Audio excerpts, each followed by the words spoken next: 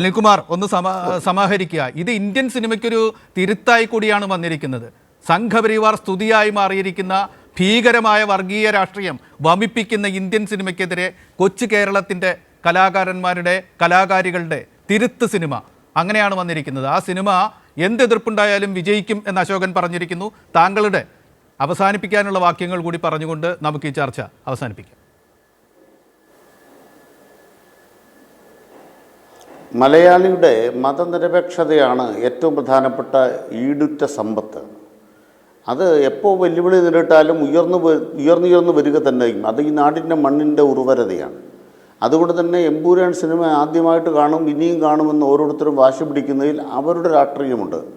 ആ രാഷ്ട്രീയത്തിനകത്ത് സഹജീവികളോടുള്ള കരുണയുണ്ട്, സഹജീവികളുടെ സ്നേഹമുണ്ട്.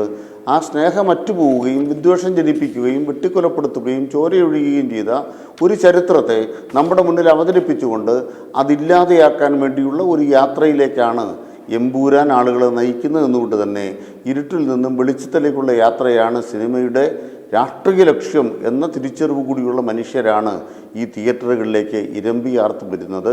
അവരുടെ പോരാട്ടം യഥാർത്ഥത്തിൽ പൃഥ്വിരാജ് എന്നൊരു വ്യക്തിയുടെ നിശബ്ദത യഥാർത്ഥത്തിൽ അദ്ദേഹം സംസാരിച്ചു കഴിഞ്ഞു. അദ്ദേഹത്തിൻ്റെ സിനിമയാണ് ലോകത്തോട് സംസാരിക്കുന്നത്. ബാക്കി ശബ്ദങ്ങളൊന്നും ശൂന്യപാത്രങ്ങളുടെ കലമ്പലുകൾ പൃഥ്വിരാജ് കേൾക്കുന്നില്ല. അതുകൊണ്ട് ചീവീടുകൾ കരയട്ടെ, ചീവീടുകൾ കരഞ്ഞുകൊണ്ടേയിരിക്കും. പക്ഷേ ശൂന്യപാത്രങ്ങളുടെ കലമ്പലുകൾക്കപ്പുറത്ത് ആ സിനിമ മുന്നോട്ട് സഞ്ചരിച്ചു കഴിഞ്ഞു. അതാണ് കേരളത്തിൻ്റെ ഏറ്റവും പ്രധാനപ്പെട്ട നേട്ടം.